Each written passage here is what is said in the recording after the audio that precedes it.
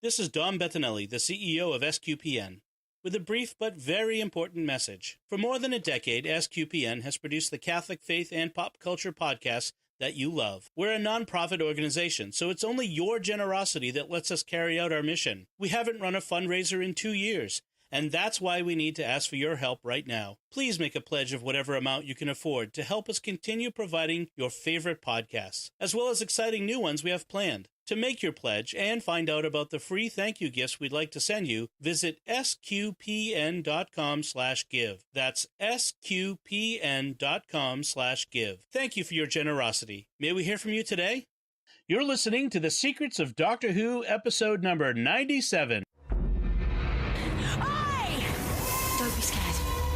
All of this is new to you and new can be scary. When people need help, I never refuse. There's this moment when you're sure you're about to die, and then you're born. I know exactly who I am. I'm the Doctor. Ta-da! Ooh. Should be fine. Hi, I'm Dom Bettinelli, and you're listening to The Secrets of Doctor Who, where we discuss everything about the hit BBC series Doctor Who. And today we're discussing arachnids in the UK. Joining Got a little arachnophobia there, Dom? Yeah, I'll tell you a little more about that in a few minutes. Joining me today on the panel are Father Corey Stika. Hi, Father Corey. How's it going, Dom? And Jimmy Aiken. Hi, Jimmy. Howdy, Dom. So before we begin, as I always want to remind folks, remember to like The Secrets of Doctor Who on Facebook, on our Facebook page, to retweet and share the podcast episodes as you see them show up on social media. Leave us comments. Subscribe to the podcast if you haven't yet in iTunes, Google Play, Stitcher, TuneIn, your favorite podcast app, or YouTube. And if you subscribe on YouTube, make sure you hit the bell to get notifications that when a new episode drops, and to share the podcast with your friends to help us grow our community and reach more listeners. We really do appreciate it. And especially if you get a little extra time, to go into one of the podcast directories and leave us a review. A nice 5-star review is really helpful. It helps us get into the algorithm, and then the podcast directories show the podcast to more folks, and that's what we're all about. We're trying to reach people and reach out to people and have a fun conversation about Doctor Who. And I also want to remind you, as we did last week, we mentioned, or a couple weeks ago, we mentioned the SQPN giving campaign. We are a nonprofit organization that depends entirely on the donations of people like you to continue to offer all of our podcasts, not just Secrets of Doctor Who. Creating all these podcasts is a full-time job for me. I do this for a living, and I need to, keep my kids fed and clothed and a roof over their heads. And so we rely on good people like you who want to help us in our mission of exploring the intersection of faith and pop culture through podcasts like Secrets of Doctor Who. If you go to sqpn.com/give, you will see a button there to go to Patreon to become a patron of the show. We have some nice gifts for you, especially a couple of Doctor Who related ones if you give at certain giving levels. So if you could just check that out, go to sqpn.com/give, and we'd greatly appreciate it. So, yeah, creepy spiders. I do not like spiders, guys. In fact, I had a friend to send me a message on Facebook, and she said, I haven't watched it yet. On a scale of 1 to I have to close my eyes and only listen to the episode, how bad is it? And I said, that meme of the little girl standing in front of the burning house, and it says, I saw spiders, so I burned my house down? Yeah, that. Exactly. Exactly. Yeah. So I can imagine worse spider horror, but it is pretty creepy in this one. This was creepy. This was a very creepy episode, and which was kind of, in some ways, was kind of fun, because this is kind of getting back to the classic monster episodes of Doctor Who. Doctor Who has a couple of different kinds of episodes, and one of them is the monster, the scary monster hide sort of behind thing. The couch monster. I will say that the CGI of the spiders was pretty impressive in my opinion. Mm-hmm. I think they looked really realistic. They did a good job on them. Yeah. They did. I was going to say, but there was a movie from the 90s, I think, or it might have been the 80s, called Arachnophobia, which as an arachnophobic, I watched it, which I'm not sure why. I'm gonna say it was peer Sometimes pressure. It's cathartic. Yeah. I mean, it actually was a pretty good movie, but that one was worse than this one. But this was, there were times when I did have to kind of turn away from the screen because I just didn't want to see all the creepy legs. Interesting. I guess I may be on the other end of the spectrum when it comes to. I mean, I'm not a huge fan of spiders. I mean, they're fine, but I've actually seen quite a number of spider movies. The 1950s B movie classic, The Giant Spider, or Earth versus the Spider. Yeah. The 1970s William Shatner vehicle, the Giant Spider Invasion, Tarantula, all those things. I haven't been unduly creeped out by them. It's not so much spiders. Like in fact, if I have a spider in the house and if it's up in the corner, like a daddy long legs or something, and it's catching flies or mosquitoes or whatnot, I'm a live and let live kind of guy. It's when they get more than an inch or so big and hairy. when you see the ones from Australia where they're covered like half a wall. Yeah. Well, that's what I was going to say. It was, did this episode get filmed in Australia? Because like I saw some pictures online actually over this weekend from Australia of like a whole park covered in cobwebs. Australia, I love you folks, but I don't know if I'm ever going to visit because the whole country seems designed to kill you with your wildlife. And that's just kind of not my thing. But it's interesting. We had a comment the other day on Facebook from Bennett Gillespie, one of our British friends, who noted something similar about the United States. I mean, he recounted a story where one day I came out of work and found a baby rattler, and my first thought was there are women in this building who are wearing sandals, and so stomp, I took care of it. And then my second thought was, hey, my chiropractor was right, I am left-footed. and now you know why people wear cowboy boots in the Southwest too. That's the other thing. And here too. Yes. All right, so let's get into the show itself. We have a big guest star. That's actually one of the things that they kind of promoted before the season began was, in one of the episodes, we have this big American star, Chris Noth, who has been in Law and Order. I think it was Law and Order, right? Yes. One of the 25 seasons of Law and Order he was in. Yeah. Several of them, in fact. And then he was also in Sex and the City, the HBO series, which I never saw, but apparently he was big in that. I haven't seen either of those, so I didn't know who he was. I just know that he was Mr. Big in the Law and Order, or not the Sex and the City. Yeah. Although he's not the only Law and Order alumni in this. Oh, really? Who else? Bradley Walsh Graham. Yeah. Was on Law and Order UK. Oh, right. I forgot that they're. It was only for like 4 or 5 years. It didn't have anywhere near the success the US versions have had. Yeah. But yeah, he was in that as well. So there are 2 Law and Order alumni in this episode. Interesting. That must have been fun for them to to connect on that.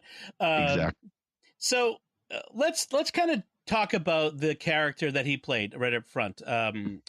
We have some stuff we want to get out of the way here. Yeah, Jack Robertson. So he is very clearly a Donald Trump analog, and we don't want to talk politics on this podcast or any of our podcasts in general. But when the show introduces politics, we kind of got to comment on it. Yeah, and so. Robertson is very clearly, he's a businessman who owns a hotel chains, who has political aspirations to presidency. Who likes to say you're fired. Right. Who fires people to drop a hat. And so very clearly supposed to be a Trump analog. Although within the show, they say, oh, he hates Trump. And that's sort of the. Yeah. And I wanted to give them points for that because it's a little more creative than just making him just a Trump cipher. He's just Trump with another name. The twist that he actually hates Trump and wants to win the American presidency from Trump is creative. I like that. Yeah. That's good. But the thing is, they don't tell us that until 30 minutes into the episode. Yeah. So we're most of the way through before they get any kind of creative with this guy. For the first most of the episode, we're left thinking, oh, this is just meant to be Donald Trump with the name filed off. Right. He's clearly he's clearly there. Yeah, and he's clearly there to be mocked. He's presented initially as an extremely unsympathetic character.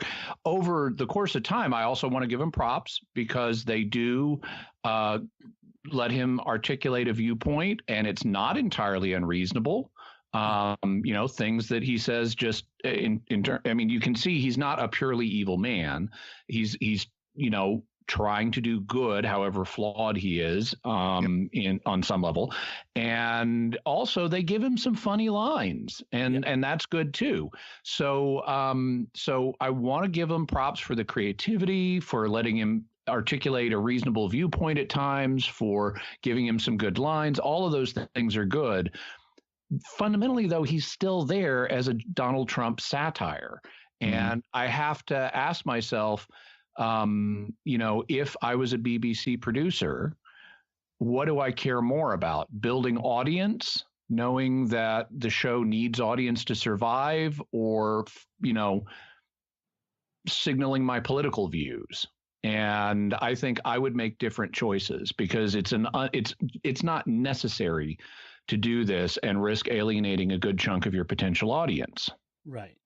I agree. I mean, the fact is, and you mentioned this earlier when we were having a discussion before the recording, Jimmy, which is since 2005, the producers of Doctor Who, all three sets now, have alternately mocked American presidents or fawned over them. So they mocked George W. Bush, they fawned over Barack Obama, and now we have this mocking on some degree. I mean, it's very clearly.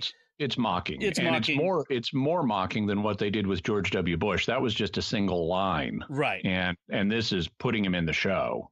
Right. Yeah. And just I have said in other venues and other places, I'm tired of everything being politics, because politics have become so angry and divisive, and you can't have a conversation about it without people getting mad.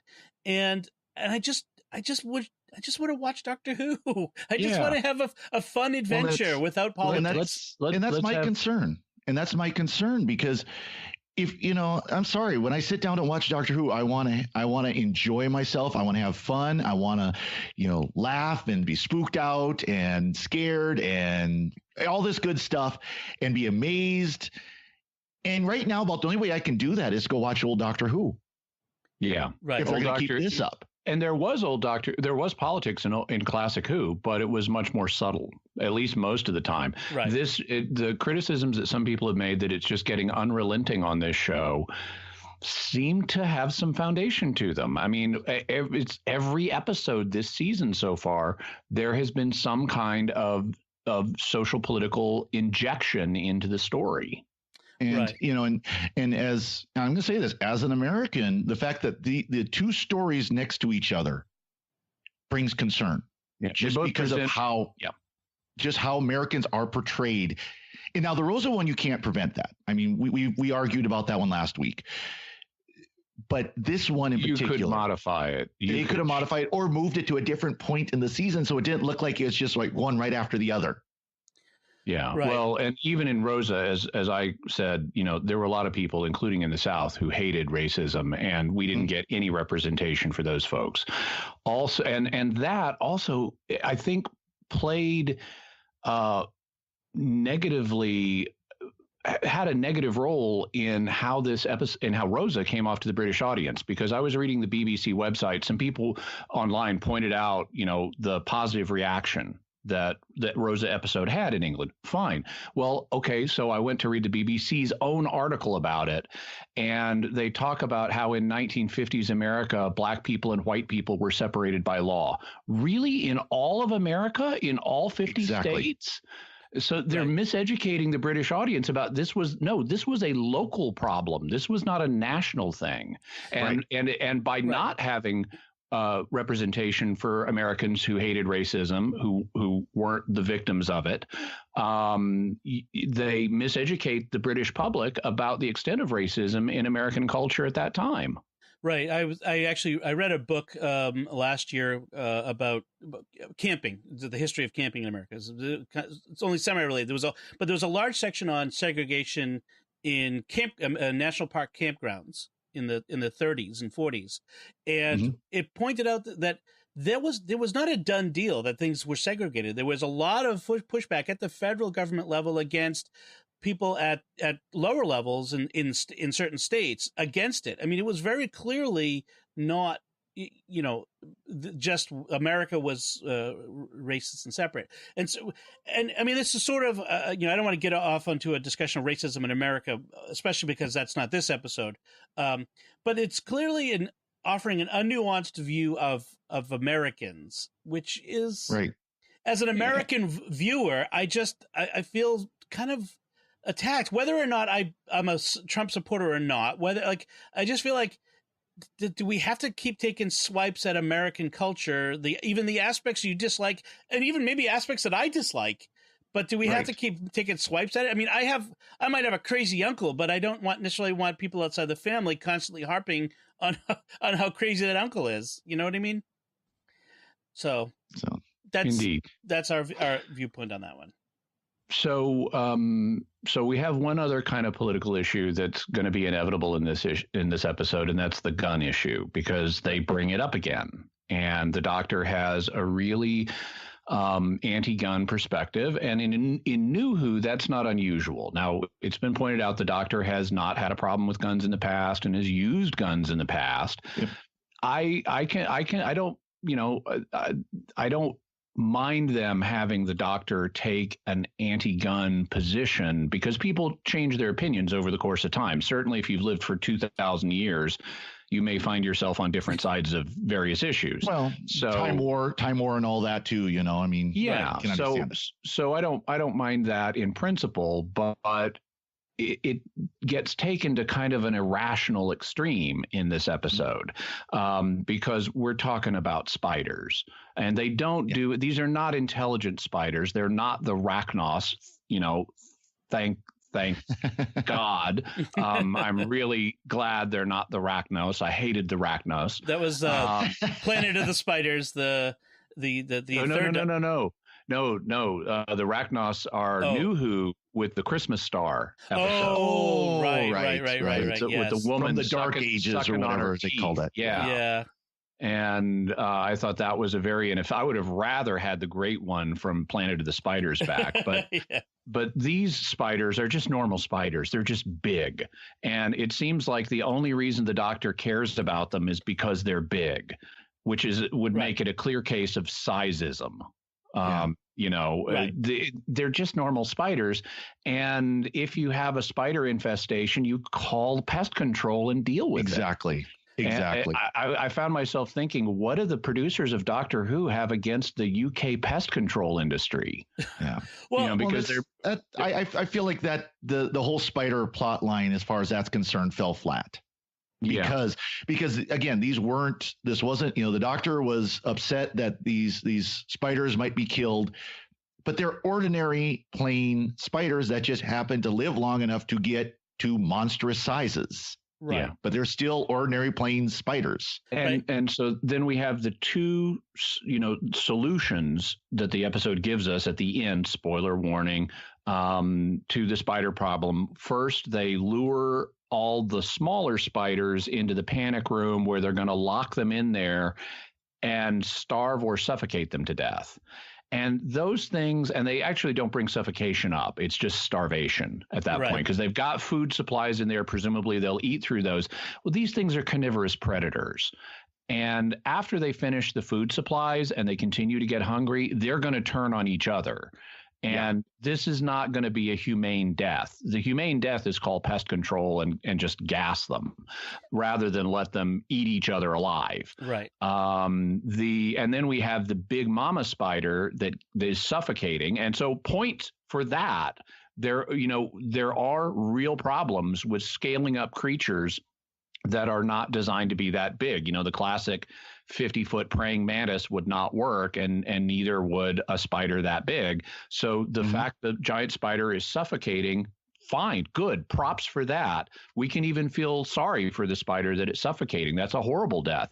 And precisely because it's a horrible death, what's his name? Robertson, yeah. Robertson does is entirely reasonable. Now, in reality, shooting a spider with a gun a spider of that size with a gun is not going to kill it unless you hit the brain just dead on. Right. Yeah. Because they don't have vulnerable areas the same way we do. But suppose he's a monster good shot. He hits the brain. He kills it. It is indeed a mercy killing. That's exactly what you'd want to do to a non-intelligent life form that is suffering a horrendous death, like suffocation. Right. Haven't the producers of the show ever seen Old Yeller?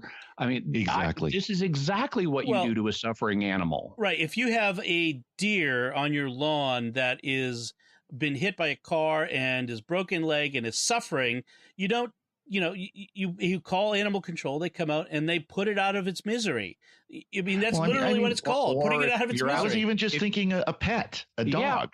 Someone has a dog that is, 12, 13 years old and is suffering, and it's having, like my parents had this situation with their black lab where she just couldn't get around anymore.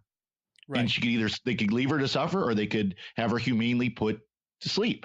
Yeah. Right. And in some places, you just take care of this yourself out in the country. And if you're in the city, maybe you take it to the vet and have it put down. But surely people in England put their animals down. I've even heard that referred to on British television shows. So this is no different than that. Right. So this isn't so much a British versus American approach to guns, so much as it is just sort of a weird super pacifism fetish and almost a PETA level concern for a creature that which doesn't take into account that maybe this is what's best for that creature. I think forgetting the distinction between sentient people and a bug, which is what a big spider is. I'm sorry, it's a big scary killer spider. Shoot it. Yeah, exactly. I have no problem with that. One thing that was kind of interesting, suffocating. Right. Going back to the issue of the suffocating the spiders, or the starving out the spiders in the panic room. Why did the genetic engineer who worked with spiders not point out that was a bad idea? Well, right. So we could get into the story itself, because there's a couple things I want to say about that as we get back into it. Yeah. Right. We do need to talk about it, but we wanted to deal with the sort of the extreme anti-gun attitude of the doctor and the Trump analog up front. Get those out of the way. And move on to the rest of the story per se. Yeah. But because there are a couple things to call out on that, Father Corey. So let's go to the beginning of the story where they're traveling through the vortex. And let's go even further back. Okay, go ahead. Because we have no teaser and no cold open. That was, I thought, was an interesting choice, because they sometimes do, they sometimes don't. This one had no teaser, no cold open, went right to the credits. But the opening shot was the spider's eye view going through the hotel. Have you noticed that? Like the different shots from the low to the floor going through the hotel. And then we end up in the ballroom with Robertson and I hadn't noticed that they were like ground level. Yeah, and I thought super creepy because it's one of those things where they don't reveal the spider until well into the episode. You don't see them until well in. It's a classic. That's normal. Doctor Who has lots of monster POV shots before the monster reveal. Yes, usually with like green or red around the edge of the screen, and right. So I'm sorry, Jimmy. I kind of preempted your going through the vortex. So they're flying through the vortex, and they have new vortex special effects. Yeah. And I thought that was interesting. I mean, the vortex has been depicted a number of ways on the show, and I kind of like this one. I've also mentioned I like the new opening credits. Yes, they are. Well, I like too. They show the vortex where there's actually almost like a chamber where there's multiple passages to go through. Yeah, It's not just a straight corridor. I was kind of disappointed though. They brought back the bouncy ride.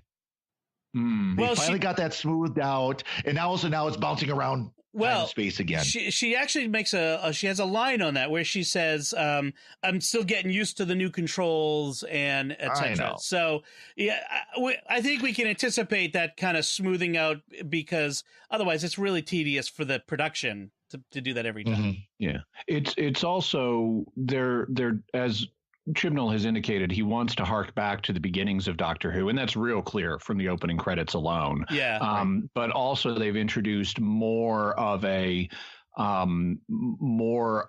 classic themes. I mean, this is more of a classic monster episode. Yep. And we have the classic companion group, like this is Ian and Barbara and Susan, kind of. Yep. Again, and they do get back to Earth this time, but way sooner. But we also have more of the Doctor isn't fully in control of where the TARDIS goes, right? And so it's kind of brought back some of that unpredictability, right. I did like as after they land right outside of Yaz's flat in Sheffield. There's sort of this awkward moment where they're leaving and she doesn't really want to go and she wants them to ask her to stay. And you know, I kind of like this whole socially awkward phase of the Doctor, which is, it's sort of like Matt Smith's socially awkward Doctor, except not as extreme. Like Matt Smith, like most everything he did was over the top. She's kind of doing her own thing, but I've really come to like this Doctor. I really, I like her patter. I like her awkwardness. So that's I'm really happy with.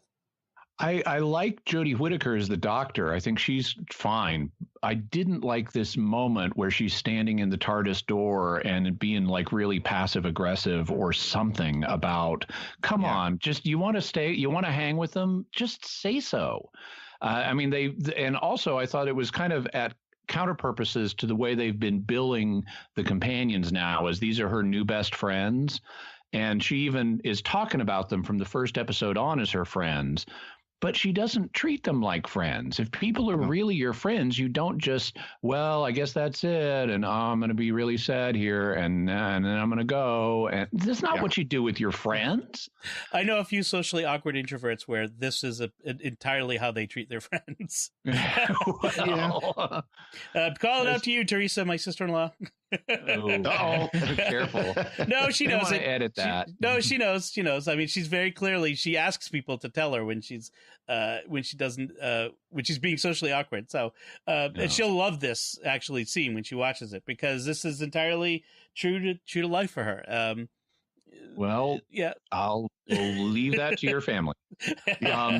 Speaking of families, I did like the introduction of Yaz's family. Up to now, Yaz has kind of been along for the ride, but we didn't know anything about her. She didn't have a lot of character development. Now we finally get to see some of that. I liked that. I liked when we're in their apartment and the Doctor is trying to make small talk and it's not working and she's just kind of rambling. And she actually sounds a good bit like on the dialogue level. I mean, it's obviously Jodie Whittaker's inflections, but on the dialogue level, I could imagine that coming out of 11's mouth or even 10's absolutely mouth. Yeah, that was my thought. Yeah I'd be brilliant in a flat. Yes, a couch. I could sit on a couch. Purple couch and sit on it. Yeah. And then she asks, is that weird? Yes, you're being weird right now. Again, more. And by the way, actually a point where he talks about, or she said, I've never had a flat. Well, yeah, you did.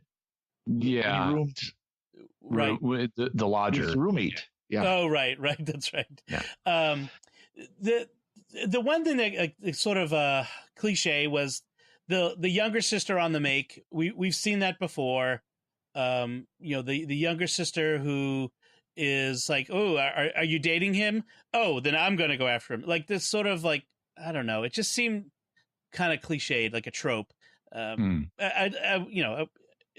know how often. There were a lot of cliches in this family, though. Yeah. I mean, the kind of weird the dad who thought he could cook, but he really couldn't, and the mom who was being nosy about the relationship and everything, and that's a lot of cliches there. Yeah. Well, what it did do, though, effectively with all three of the family members is give Yaz incentive to travel with the Doctor. Yes, right? Because all three of it gives credibility to her line at the end that she loves her family, but they drive her crazy. Right. Yeah, I mean, they weren't unsympathetic. Right. They were just cliched. They were certainly less objectionable than, say, Martha Jones's family. who were really Bill's bad. Or Bill's family, right? Or lack thereof in some cases. Now Graham, meanwhile, has this. This is that payoff we were talking about. Where's Graham's grief? Here it is, right in front of us. He projects and imagines conversations with Grace, and you really see him in pain here. Mm-hmm. He's not weeping, but it's clear he's sad. He's processing all of this. I loved getting to see him go home, and I loved getting, I liked the fact that Ryan said, "You want me to come with?" And he says, "No, I'd rather do this alone." That is authentic. Yeah. After my wife died, there were times I could not wait to be alone. Just to deal with the situation. And when we get the visions of grace, it's like I wanted to cheer. That was awesome. Mm-hmm. I was so happy for Graham to have those, even though they're imaginary, to have those visions of grace as ways of bringing her into the present. And then the smelling the coats thing. Oh, yeah. That's people's odors do linger, and you want to hang on to that. Smell is a very powerful emotion. That was very realistic, too. All of that I thought was very well done. Well, and then the line at the end, the very end, where he talks about how grief takes time. Right. And this helps. Yeah. Yeah, I don't want to sit around my house waiting for the grief to go away. I want to be out there doing that. And when that sort of explains why, when they were out there, he wasn't, in his grief wasn't showing on his face all the time, because he had stuff to keep him busy. So they didn't have to. Yeah, exactly. And there should be, psychologically, realistically, there should be some heavy bounces for him in the future, because what happens is when you experience a huge tragedy like this, you can't face the full weight of it all at once. You have to distract yourself and let yourself feel it in little bits so that it's controllable, so that it doesn't just overwhelm you. Yeah. And then as you get a little more distance, you can allow yourself to feel more of it and deal with it on a more long-term basis. Right. So they meanwhile just happen to be a couple doors down from Yaz's family is this neighbor who happens to work in the lab where the spiders originate, as we come to find out, who is dead. Just clearly, let's get to that point, because a spider got into her apartment and killed her, and so this is our first glimpse of one of the big spiders, and it's the doctor has to figure out how to deal with it. I like this idea of like the garlic and the vinegar, that I'm not sure that whether that's actually true or not. Maybe it is. It probably is. But I'm going to file it away. Like that. Yeah. And at the later on the end, it's was it tea tree oil and peppermint oil? Peppermint. Yeah. Yeah. There are a bunch of home recipes like that for dealing with ants and spiders and stuff. And some of them actually may work. Well, there's we'll talk about. I'll say something controversial. Oh, look, an actual use for essential oils. But so then we follow this scientist who is the friend of the woman who died, who works in the lab, who's actually making these spiders, to her lab, where she immediately says something about messing with the enzymes of spiders to make them live longer and grow bigger. I'm like, ding, ding, ding, ding, ding. Yeah. Now we have our origin. I thought it was interesting that they actually presented her as a protagonist. Right. Sympathetic. That she was a sympathetic character that, which, surprised me only because of the whole uproar with genetic modified organisms, GMO food. And, you would think that those who are doing this genetic engineering, which is what GMO is, would be presented on a negative light. But in this case, she's a very positively presented figure. Yeah, a little oddly so, given the way the shows normally present people in her line of work. And what they then do sort of is shift the badness off onto the Trump analog, because you can see as soon as she says we contract with a very reputable disposal firm. Well, what multinational conglomerate in this episode is going to own that? Exactly. But then they kind of pull it back a little bit, even though they're trying to make her sympathetic and Robertson unsympathetic. They pull it back a little bit, where she's like at one point blaming Robertson for the spiders, and it's like, hey, those weren't my spider carcasses. And it really is a comedy of errors, if you want to put it that way, that resulted in the spiders due to errors on both sides. Right. Their lab made a mistake in throwing out spiders, or at least a spider that was not dead, and his contractors made a mistake in how they processed this refuse. And so I thought that was not kind of nice conceptually, even though they're making him more unsympathetic. I thought it was nice conceptually that the truth really here is in the middle, and they pointed out. I felt like it was, at least for me, that it was subtle that they put any blame on her. I mean, it was one line, they threw it out there and walked away from it. Right. There was, most of the blame was squarely on Robertson, not on her. That's for sure. I did like the fact that we had a nice throwback to the 80s, like movies from the 80s. Toxic waste. Remember that? Toxic waste being the cause of mutations to create bad creatures? That's like 60s, 70s, 80s. Genetic engineering plus toxic waste equals giant killer spiders. That sounds like a 1980s, 1970s horror movie. I mean, just throw in some radioactivity and we've got the whole thing. That would take it back to the 50s. Exactly. So we have this moment where Robertson encounters the giant spider coming through the hot tub in this bathroom. As soon as he heard the noise in the tub, I had this flashback from about a month ago. We were on a family vacation to Kentucky, and we were in this cottage that we rented, and a giant spider came through your bathtub, and had a scream from the bathroom. Yes, there was a scream from the bathroom. I look in there, and there was it may not have been 10 feet across, but it sure seemed like it at the time. It was a really big Kentucky spider in that tub, and I had to be the one to kill it. And boy, did I give it what for! But as soon as he starts heading toward the tub, I'm like, get out! Don't go toward the tub. By the way, I thought I liked his line afterwards, where the doctor, waves the psychic paper in his face and says, "I'm a disaster specialist" or whatever. Right. And I need you to tell me in one line what just happened. And he does. A giant spider just smashed through my bathtub and killed my bodyguard, Kevin. And she gives him props for that. It's like, okay, good. That's what I needed. I thought that the horror in the bathroom, now it's despicable the way he locks Kevin in the bathroom. And that's meant to make him unsympathetic. It initially looks like he's trying to kill Kevin, but they pull that back with dialogue to where he didn't think Kevin was going to die. It's like he was just getting away from the spider and expected Kevin to deal with it. Then, of course, Kevin is not able to.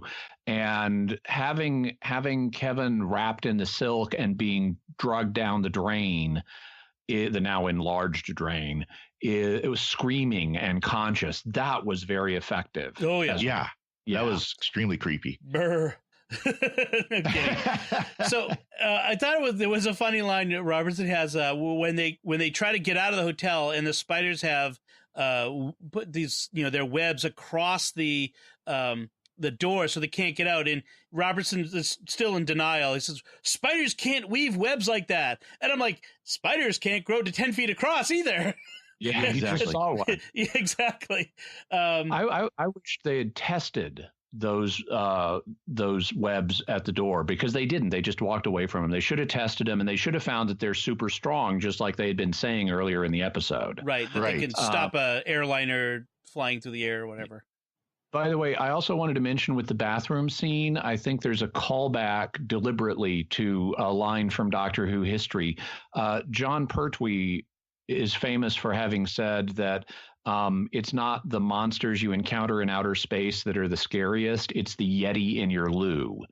And here we have a giant fuzzy spider like a Yeti in your loo. And it is indeed very scary. Speaking of John Pertwee, then, I was kind of disappointed we didn't get any callback to the Planet of the Spiders episode, Pertwee's last, his regeneration episode, the Third Doctor.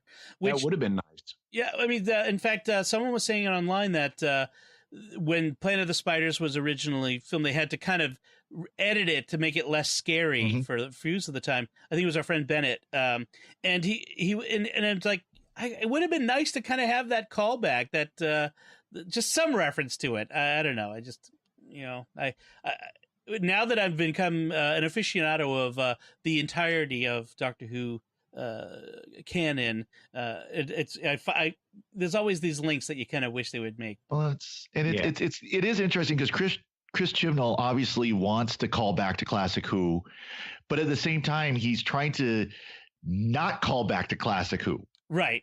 He's trying to do both. He's trying to do both at the same time. And so he obviously he has to make decisions as far as that goes. But by the way, we mentioned it came up last week, but the title Arachnids in the UK. And so one of you mentioned that it was a reference to something else. It sounds like it's a reference to Anarchy in the UK, which was a song and maybe album by the British punk band the Sex Pistols. Oh, right. Anarchy. I haven't. I was kind of looking for that, and I haven't seen any reference to it, but that's got to be it. I mean, if a listener has any more insight on that, where they think the title comes from, they might not have done anything within the episode itself, right? But sort of leaving that for the viewers to kind of figure to get exactly. So why did Graham and Ryan have to go back and get a bigger spider? Because wasn't that one big enough? I know. It's they already know there's one that's capable of dragging a man down a bathtub hole. Right. I don't think this one they've got is capable of it. They should know there's a bigger one out there. Okay. And then that was just a plot hole. That was just to achieve companion separation. Right. Yep. Right. And get the little conversation between Graham and Ryan about Ryan's dad. Yeah, which was nice. Yeah, we did get a question. Go ahead. Also, when they capture the first one in the crock pot or whatever that is, the soup pot or whatever, it's a stock pot. But yes, I love the reverse angle shot we get with all of those spiders coming across the ceiling. That was great. Yeah, love is not the word I would have used. I had to laugh though when they caught it in that pot. Yes, and then slid the lid under. I actually had to do that about a week or so ago with a bat. I had a bat in my room, and I was able to whack it down and capture it. But I didn't have to use a soup pot. I could use a bucket and a plate. Did you have bats in your belfry? Oh, I've always got bats in my belfry. This time it was in my bedroom. Okay. And unlike most people, being a priest, he's likely to actually have a belfry. Exactly. Yeah. So one of our listeners, Rick Angelini, asked on our Facebook page, why was Yaz's father bringing home garbage? Where did it come from? And that went fast, so it's I can see how you miss it. They do deal with it when they're standing on the edge of that toxic waste dump underneath the hotel, saying that that's where the dad was getting, that it was bubbling up somehow. Yeah, it was showing up at their apartment building, and he brought it inside because he thought it was part of some conspiracy. He wanted to keep it as evidence of someone illegally dumping this stuff at their apartment building. Right. And apparently was coming up through whatever channel the spider that killed the neighbor did. Yeah. And the Yaz's mom makes a remark. My husband is right about this conspiracy, and I hate when he's right about these things. How dare you make him right? Yeah. So she got some good lines. At one point when they're heading into the restricted area under the hotel, and Robertson stops her. She says, "You're not the boss of me anymore." That's right. He's not. I also loved how the doctor keeps referring to her as Yaz's mom. Yeah, even though she's said her name several times in front of her. Yaz's mom, what do you think about this? Well, it's so funny because it's like what you do when you're a kid and you have your friend's mom. Like you refer to them as, Billy's mom. What do you do? What do you think? Yeah, that sort of thing. Yeah. And one thing I do want to jump back to just really, really quickly, talk about that conversation between Graham and Ryan is I think they pretty well made it clear that at some point this season we will meet Ryan's dad. Mm-hmm. Oh, right. Because they talked about how the letter was how he wanted to get back into Ryan's life. Right. There was a moment where Graham gives a letter to Ryan that the dad had left at the apartment or at the house. Right. And Ryan then said he did read it, and the dad was. They showed him reading it in the kitchen there. It was kind of brief where it went into the kitchen. You can see him closing the letter and putting it back in his pocket. Right. So, yes, very clearly we're going to see Ryan's dad at some point this season. One thing I had in my notes of that's kind of in this part of the episode, it's a little earlier, but when the female assistant gets killed in the down below area, she drops her phone that she's apparently been filming with, and we get this shot of her phone laying on the ground, and it struck me that that's a really cool shot. As she's being eaten off camera or whatever, not eaten, but injected with spider toxin and then, wrapped up, trellised up. Turned into Frodo. Yeah. But as that's happening and we hear her crying out and we get the shot of this phone laying there, it's reminiscent of shots that you would have had in other movies and TV shows up to now where like you see the horror dimly reflected in a mirror or something. Right. And here we have a mobile phone playing that role. And I just thought that's a neat little technological advance on a previous visual trope in this kind of story. They did show, like, there was several times where someone had their phone and it dropped and broke in the midst of an attack. Robertson had the same thing happen. And I was trying to figure out what they were trying to do with that. I mean, the fact is, she's filming this, but they never did anything with the footage of her. They didn't pick it up and say, look, we have evidence of your misdeeds, or they didn't mention the phone at all after that. Yeah. Sort of a little bit of Chekhov's gun going off.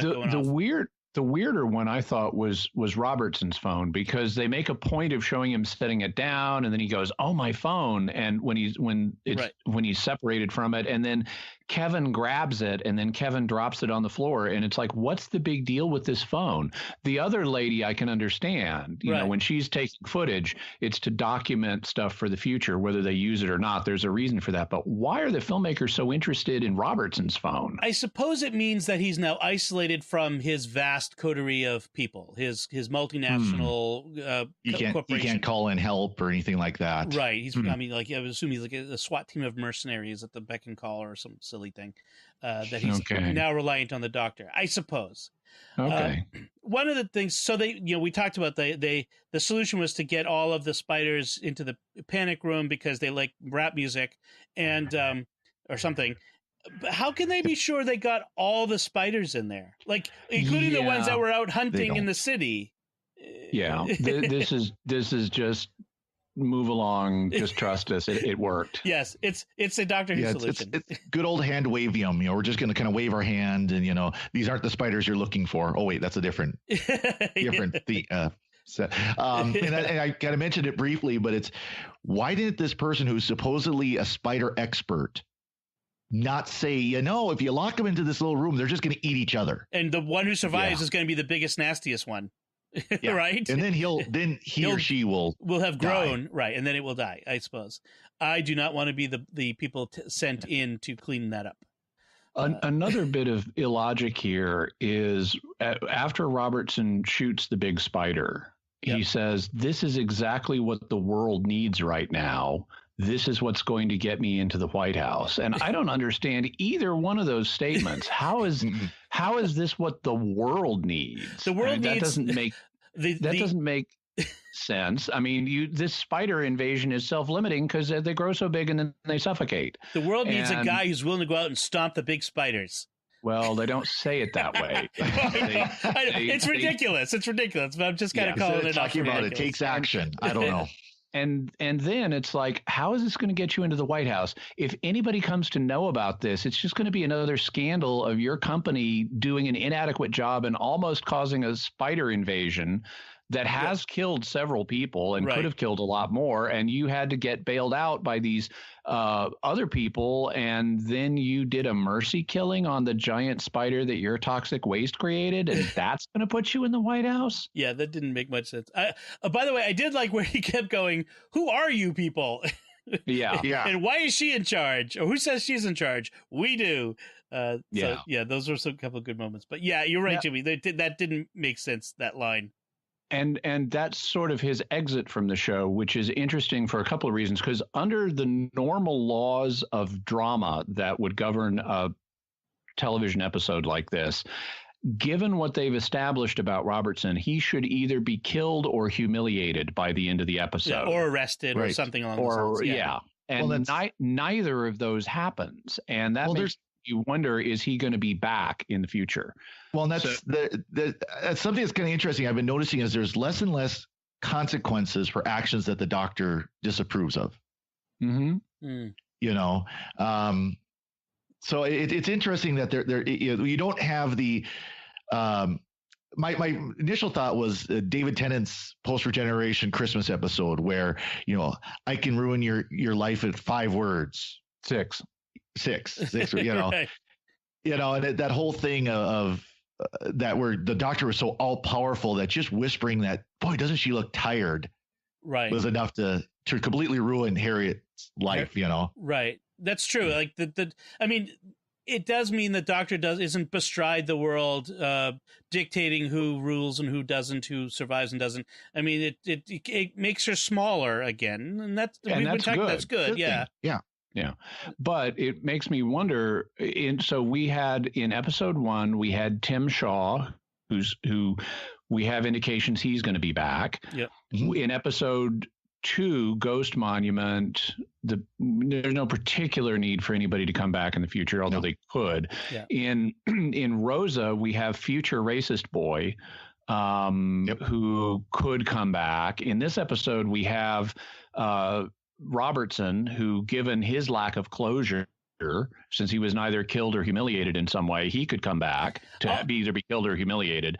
I'm wondering if we're building, I'm not only half seriously. I'm wondering if we're building to a season finale that's going to like have Tim Shaw, racist boy, and Robertson all in the same episode. Well, I mean, I'd be surprised if Kresko can come back, since Ryan says I sent him as far back as I could send him. And he doesn't have the time displacement device anymore. So it could also be, since we're no longer, at least this season, using recurring villains of any from Classic Who or any season of Who prior to this, put it that way, that we're building a new pantheon of villains that maybe we're going to rely on. Could be, but I see your point. I mean, Robertson could certainly come back and do some more damage. So, you know, now that we've wrapped up things nicely in the usual amount of time that it takes to deal with these sorts of disasters, and the Doctor now has to be faced with this departure again, and then independently, each of the companions shows up at the TARDIS and kind of makes it clear that they'd like to go. And we talked earlier about Graham saying he wants to go because he's grieving. He's grieving and doesn't want to have to sit around by himself dealing with that. Because presumably, I think he said he was retired. He's a retired bus driver. Yeah. Yes. And then Ryan has a silly, you know, warehouse job that he doesn't want to do. But I think that's rationalization. He really doesn't want to deal with his dad. That's probably part of it too. But now I'm thinking though, like, I know Yaz kind of wants to get away from her family, but wasn't she that go-getter rookie cop? Like, is she not throwing her career away? Yeah.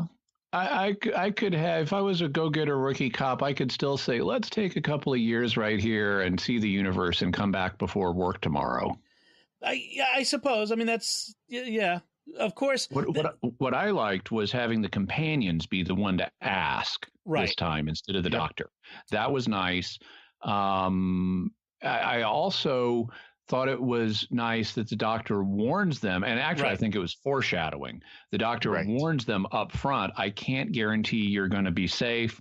And then she tells them, be sure, all of you. And I strongly suspect, now the comfortable way of thinking about that is she's remembering what happened to Bill, her immediate previous companion. Right. Because as far as she knows, Bill ended up as a Cyberman, and that was it. She doesn't know about the other stuff that happened with Bill, unless did she learn about that definitively in the Christmas special? Twice. She might have. Maybe. I think might have. Yeah, I can't remember. But even so, Bill's life path did not go the way that was planned. Right. And she did become a Cyberman. Well, and Clara and Amy. Yeah. Well, and pretty bad track record there. Exactly. Yeah. So the comfortable way is to think she's just thinking back to previous companions. But I'm thinking, okay, we haven't had a real solid companion death that didn't get reeled back by Stephen Moffat in some time. Right. And I'm wondering if one of our three best new friends is not going to make it out of the season alive. We could start taking bets on who we think it's going to be, but maybe not now. Yeah. Well, she does also say, and you won't come back the same as you are. And that's certainly true. We've seen companions are changed by their experiences. We saw that with Donna, for instance, Donna Noble. But now they're Team TARDIS. Right, in Team TARDIS. I like the ambivalence. We can accept that. Yeah. All right. We'll also, I thought the music in that scene was really nice. It was very emotionally effective. Yes. So I think that's it for Arachnids in the UK, right? Was there anything else? There was just one little thing when they were in the laboratory. All this exposition, what's going on. Ryan's in the back there at the projector doing shadow figures. Yeah, I missed that. That Was hilarious. It's like, are you going to pay that off, or is that just a lanyap in the background? I think that's just something in the background to show that he's not paying attention to what's going on. He's just kind of off in his own little world, playing with the projector. I wonder if that's just something the actor decided to throw in. They kept it in. That would be fun.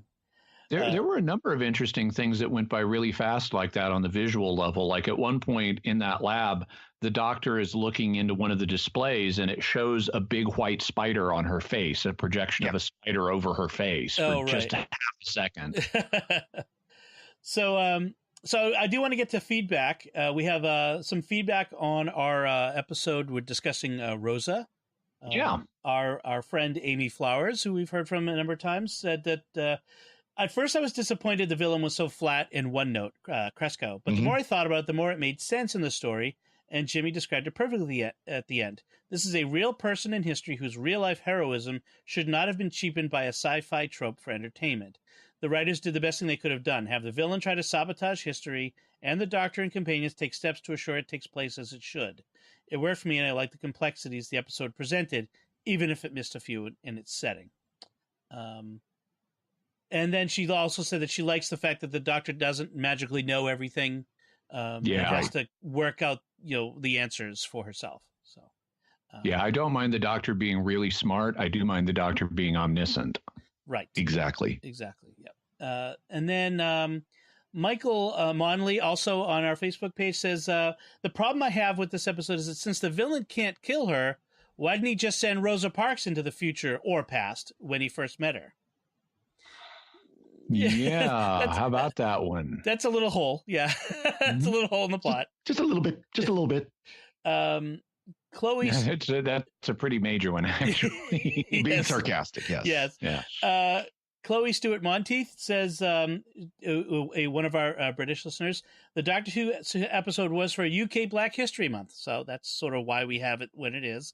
Okay, and fair she enough. says that's February in America, right? And she says, we do learn about Rosa Parks for our GSCE's World History exams. However, Bennett Gillespie, who we one of our frequent regulars, says